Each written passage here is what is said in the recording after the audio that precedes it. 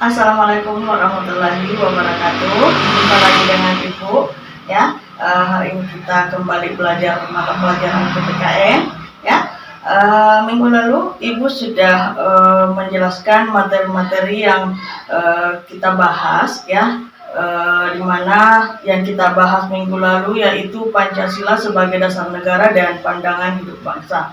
Nah, untuk pertemuan ini kembali lagi kita membahas tentang Pancasila, tapi yang kita bahas itu adalah fungsi Pancasila sebagai dasar negara serta nilai-nilai Pancasila dalam kehidupan bernegara.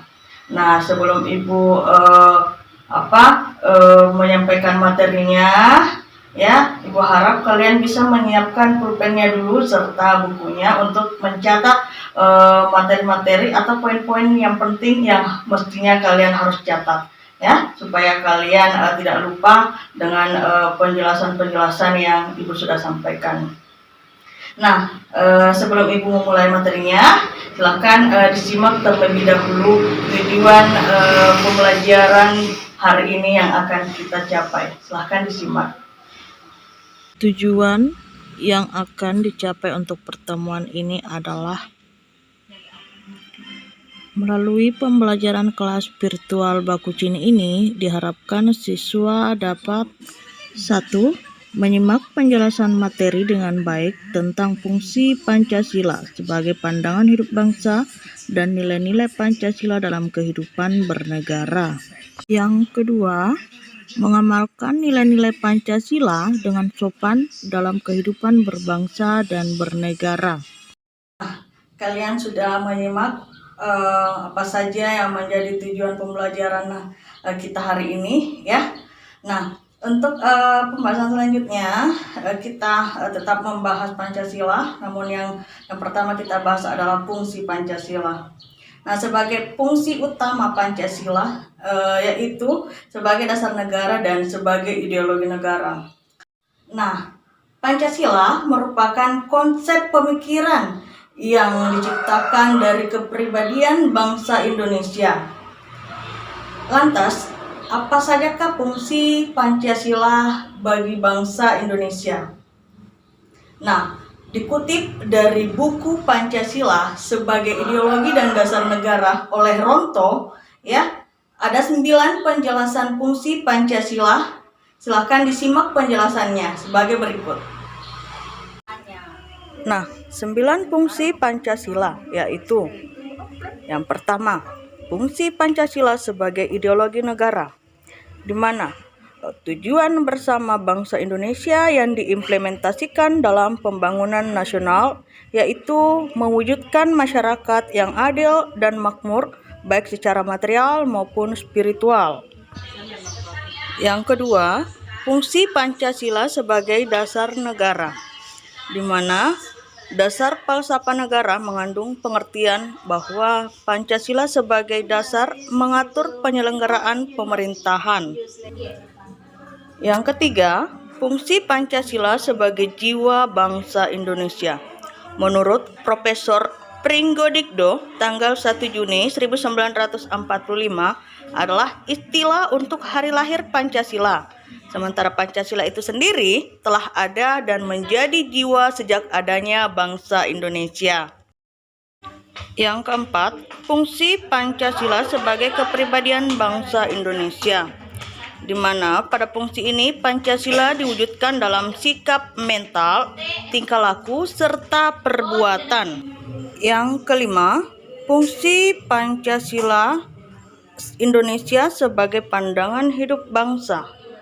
Pancasila sebagai pandangan hidup bangsa ini mengandung makna bahwa semua aktivitas kehidupan bangsa Indonesia sehari-hari harus sesuai dengan sila-sila dari Pancasila. Fungsi yang keenam adalah fungsi Pancasila sebagai sumber dari segala sumber hukum atau sumber tertib hukum bagi negara Republik Indonesia, di mana pandangan hidup, kesadaran, cita-cita hukum, serta cita-cita moral yang meliputi suasana kejiwaan serta watak bangsa Indonesia. Fungsi yang ketujuh adalah fungsi Pancasila sebagai perjanjian luhur bangsa Indonesia. Pada tanggal 18 Agustus 1945 disahkan pembukaan dan batang tubuh Undang-Undang Dasar 1945 oleh PPKI yang terdiri dari wakil-wakil seluruh rakyat Indonesia dan turut mengesahkan perjanjian luhur selama-lamanya. Yang kedelapan, fungsi Pancasila sebagai cita-cita dan tujuan bangsa Indonesia. Cita-cita luhur negara Indonesia sebagaimana dimuat dalam pembukaan Undang-Undang Dasar 1945 yang merupakan penuangan jiwa Pancasila. Cita-cita luhur inilah yang akan menjadi arah untuk mencapai tujuan bangsa Indonesia. Nah, yang kesembilan atau fungsi yang terakhir yaitu fungsi Pancasila sebagai falsafah hidup yang mempersatukan bangsa. Sebagaimana nilai dari sila ketiga, Pancasila merupakan sarana yang ampuh untuk mempersatukan bangsa Indonesia, di mana dalam sila ketiga ini mengandung nilai-nilai dan norma-norma yang oleh bangsa Indonesia diyakini paling benar, adil, bijaksana, dan tepat untuk mempersatukan rakyat Indonesia. Nah, itulah tadi 9 fungsi Pancasila yang dikutip dari buku Pancasila sebagai Ideologi dan Dasar Negara oleh Dronto. Nah, dari 9 fungsi ini ada 2 fungsi utama yang menjadi tolak ukur bagi bangsa Indonesia. Yang mana itu? Pancasila berfungsi sebagai dasar negara Indonesia dan Pancasila berfungsi sebagai pedoman atau filosofi sebuah bangsa Indonesia. Nah, itulah yang menjadi tujuan utama bangsa Indonesia, ya. Jadi Pancasila merupakan titik atau tolak ukurnya aturan sebuah negara. Pancasila merupakan sumber dari segala sumber hukum, ya. Segala peraturan tata tertib hukum semuanya bersumber kepada Pancasila. Karena Pancasila adalah dasar negara Indonesia. Paham sampai di sini? Ya, mari kita simak untuk penjelasan berikut ini, yaitu penjelasan tentang nilai-nilai Pancasila. Jadi kita bisa membedakan mana fungsi Pancasila dan yang mana nilai-nilai Pancasila. Jadi fungsi Pancasila ada 9 yang disebut tadi oleh buku Ronto, ya. Dan sebentar Ibu akan menjelaskan kembali beberapa nilai-nilai Pancasila. Nilai-nilai Pancasila merupakan sebagai filsafat sebuah bangsa Indonesia atau merupakan sebagai pandangan hidup atau sebagai jati diri suatu bangsa, bahwa dalam adanya nilai Pancasila ini merupakan suatu kebaikan, keadilan, dan kebenaran. Nah, untuk lebih jelasnya Ibu akan memaparkan 5 nilai-nilai Pancasila yang ada dalam 5 butir Pancasila. Nah, sekarang 5 nilai-nilai Pancasila. Silakan dilihat ada gambar bintang, di mana lambang ini menggambarkan bahwa bangsa Indonesia mengakui adanya Tuhan dalam kepercayaannya masing-masing. Nah, sila yang kedua yaitu gambar rantai, di mana rantai yang terikat tanpa putus adalah refleksi relasi rakyat Indonesia yang saling terikat dan mendukung sampai kapanpun. Nah, sekarang sila yang ketiga yaitu pohon beringin, bermakna tempat berteduh dan kesatuan, kendati masyarakat Indonesia sangat beragam. Walaupun memiliki banyak akar, setiap akar selalu menyatu dalam pohon yang sama. Nah, sila yang keempat yaitu kepala banteng, di mana lambang ini menggambarkan kehidupan rakyat Indonesia yang hidup rukun dan bersosialis.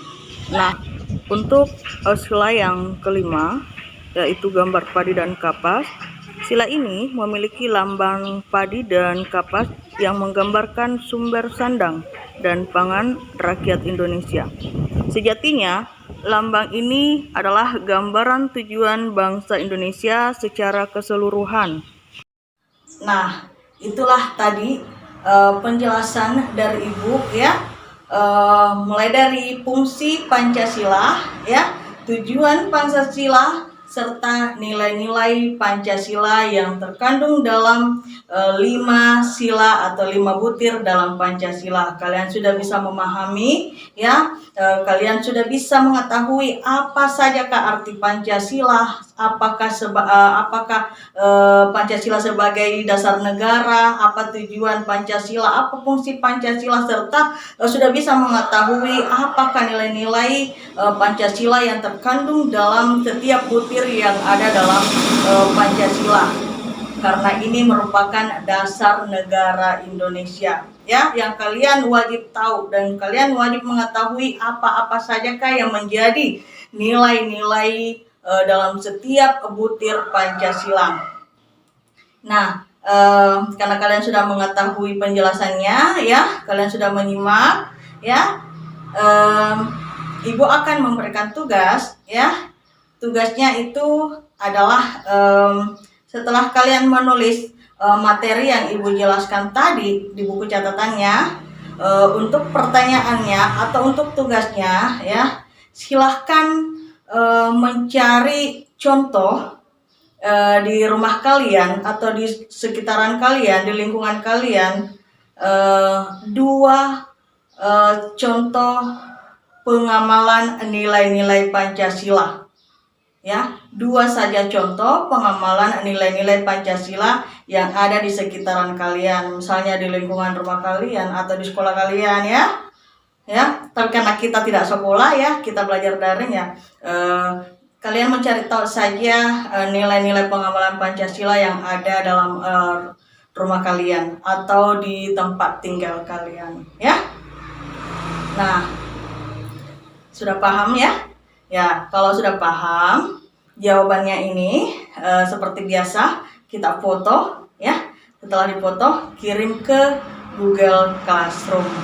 Dan jangan lupa setiap menulis ditulis nama lengkapnya ya, nama lengkap di bawah bukunya serta kelasnya. Nah, untuk lebih jelasnya supaya Ibu mengetahui bahwa kalian menonton videonya ya, silahkan meninggalkan jejak di video YouTube ini dengan menuliskan nama lengkap serta kelas kalian di kolom komentar ya, supaya Ibu mengetahui siapa sajakah yang menonton videonya, yang betul-betul mengikuti pembelajaran PPKN ya. Jadi silahkan tulis nama lengkapnya serta kelasnya ya. Oke, sudah paham? Ya. Oke, demikianlah untuk pertemuan hari ini. Lebih dan kurangnya mohon dimaafkan. Wabillahi taufik wal hidayah. Wassalamualaikum warahmatullahi wabarakatuh. Sampai jumpa pertemuan berikutnya. Bye.